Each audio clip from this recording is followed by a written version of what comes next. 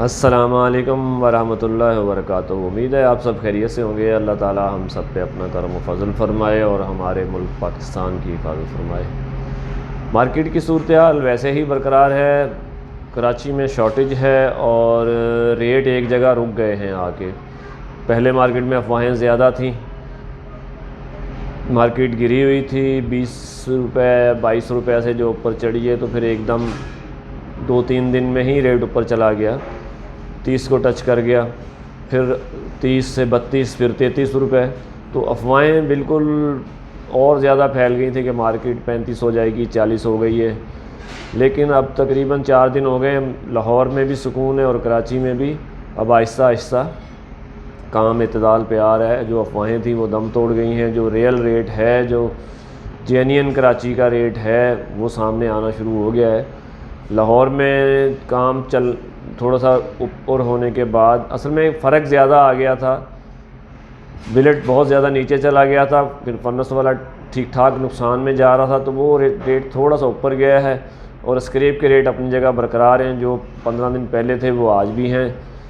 تو بلٹ کے ریٹ اوپر ہونے سے اور تھریے کے ریٹ تھوڑے سے 2-3-4 روپے اوپر ہونے سے کام کچھ چلنا شروع ہوا ہے۔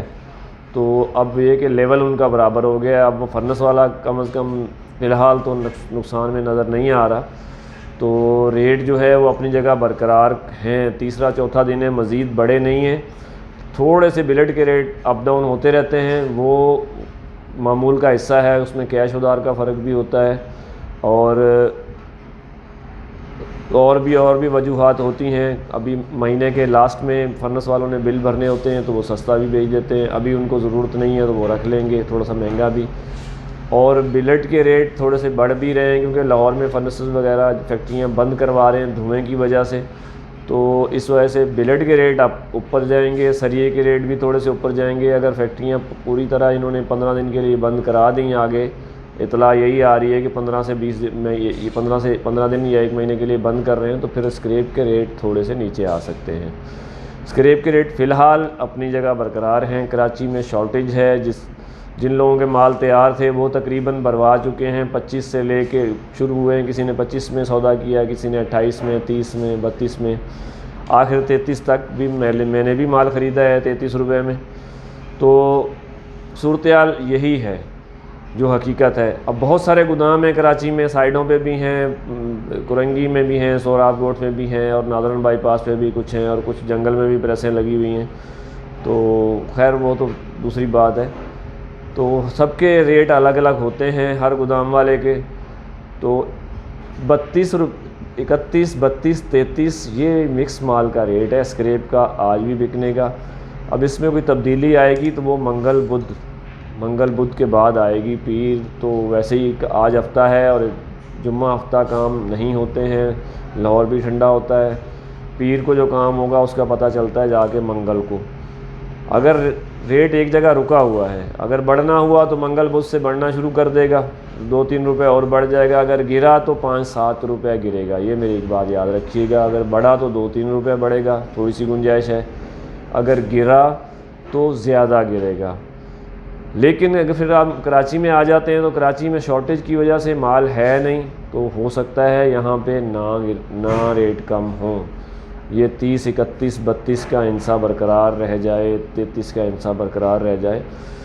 تو دکاندار حضرات جن کے مال تیار ہیں، اگر وہ سیل کر چکے ہیں تو خریداری اپنے حساب سے کریں، لیکن میں پھر مشورہ دوں گا خریداری روزی رکھ کے کریں، کم از کم 15 سے 20 روپے روزی رکھ کے کریں، کیونکہ آج کل خرچے زیادہ ہیں اور اندیکھے خرچے بھی زیادہ ہیں جو اچانک پڑ جاتے ہیں، تو اس لیے خریداری روزی رکھ کے کریں۔ مارکیٹ کسی ٹائم بھی نیچے جا سکتی ہے، اوپر بھی آ سکتی ہے، اوپر جائے گی تو جیب میں آ جائیں گے، نیچے جائے گی تو نقصان سے بچ جائیں گے۔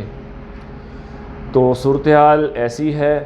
نگر کے ریٹ جو ہیں آج، اگر نگر کے ریٹ جو 5 ٹن کی گاڑی ہے اس کے ریٹ 36 روپے کے ہیں، مکس مال کے اچھی گاڑی 33 روپے، 32 سے 33 روپے یہ ریٹ ہیں، برقرار ہیں۔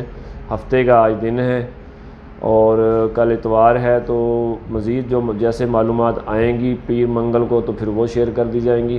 کاپر کے ریٹ 2470-80 روپے سے لے کے 2530 کے درمیان ہیں، 1530 روپے 1520 روپے پیتل کے ریٹ ہیں. سلور اپنے موجودہ ریٹ جو تھے اسی پہ برقرار کھڑا ہے, تقریباً 520 روپے. 520 روپے اسٹیل کے ریٹ ہیں. بیٹری کے ریٹ بھی 300 روپے کھڑے ہیں, 295 300 310 روپے تک بھی ہیں. مال کی کوئی شارٹیج نہیں ہے, کیونکہ اچھا کچھ دکاندار بیٹری خریداری نہیں کر رہے ہیں, اس پہ بھی پابندی ہے. تو اس طرح ملا جلا رجحان ہے مارکیٹ میں. پیسوں کی تھوڑی بہت شارٹیج ہے.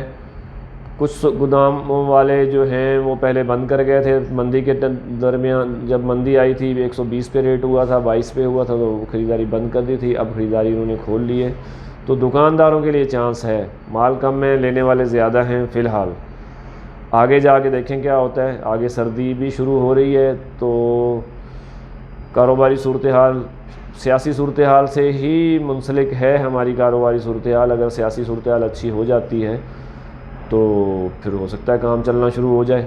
اب کچھ ڈیولپمنٹ ہو تو رہی ہیں. کل انہوں نے پی آئی اے کو پرائیویٹ کر رہے ہیں. ایک اتنا بڑا پاکستان کا ادارہ, پاکستان کا اثاثہ, جس نے پوری دنیا کو اڑنا سکھایا. 36 ایئر لائنیں بنا کے دیں دنیا کو پی آئی اے نے, اور پی آئی اے کا آج جو حال انہوں نے کر دیا ہے, جس نے بھی کیا ہے جیسا بھی کیا ہے, لیکن اس کے اربوں روپے کے اثاثے ہیں. اس کو 10 ارب روپے میں بیچا جا رہا تھا, جبکہ آج صبح ہی پی ٹی وی ARY پہ خبر چل رہی تھی کہ وزیر اعظم اور صدر صاحب کے جہاز کی مرمت کے لیے تقریباً 2 ارب روپے فنڈ رکھے گئے ہیں. اور پی آئی اے جو اتنا بڑا ادارہ ہے, اتنی بڑی ایئر لائن ہے, اس کو 10 ارب روپے میں بیچ رہے تھے, وہ بھی کسی اپنے کو. وہ تو شکر ہے میڈیا کا کہ بیچ میں باتیں چل پڑیں, بانڈا پھوٹ گیا. اور یہ بھی سننے میں اطلاعات آ رہی ہیں کہ کوئی 5-6 پارٹیاں جو باہر سے آئی تھیں وہ لینے میں دلچسپی رکھتی تھیں, ان کو ڈرا دھمکا کے سائڈ پہ کیا گیا, بھائی آپ لوگ نہیں آؤ.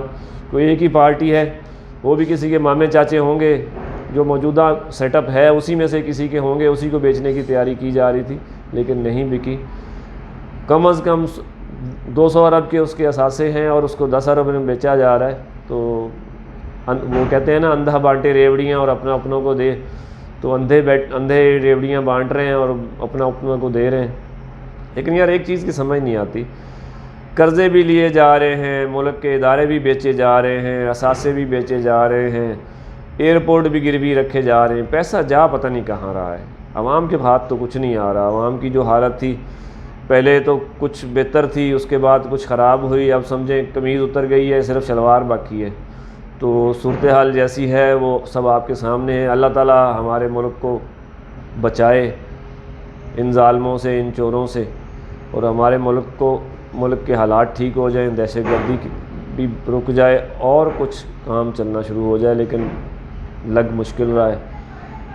جو پڑھا لکھا طبقہ ہے, جو پڑھے لکھا طبقہ ہے, جو ہنرمند طبقہ ہے, وہ سارا باہر دوڑ رہا ہے. تو پیچھے ملک میں بچیں گے کیا؟ چور ڈاکو ہی بچیں گے.